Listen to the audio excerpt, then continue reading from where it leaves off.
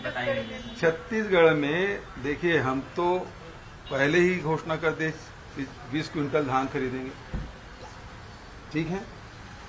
दूसरा हमने कहा कि 17.5 लाख परिवार को आवास देंगे, भारत सरकार दे न दे। 7.5 लाख लोगों के खाते में पैसा चला गया है 21। उसके अलावा 10 लाख लोगों को और देंगे, प्रियंका जी ने घोषणा कर दी है। जाति जनगणना कराएंगे, ये भी घोषणा कर दी है हम लोगों ने।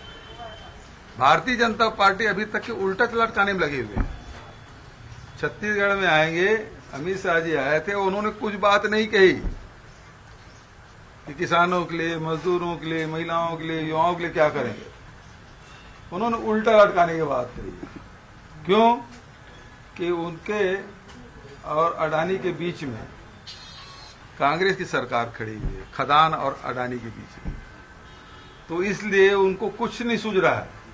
नहीं तो हम लोग भी विपक्ष में थे, तो पहले ही हमने कहा था किसानों को कर्जा माफ करेंगे, 2500 रुपये क्विंटल में धान खरीदी करेंगे, बिजली बिल हाफ करेंगे। भारतीय जनता पार्टी मौन है।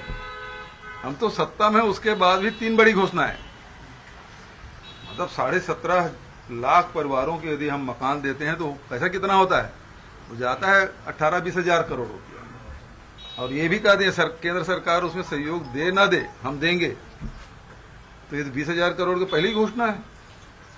और 15 क्विंटल की जगह 20 क्विंटल खरीदेंगे, 4-5 हजार करोड़ का वो अतिरिक्त भार है। इतना तो हम तो पहले ही कर दिए, लेकिन भारतीय जनता पार्टी मौन है। क्यों?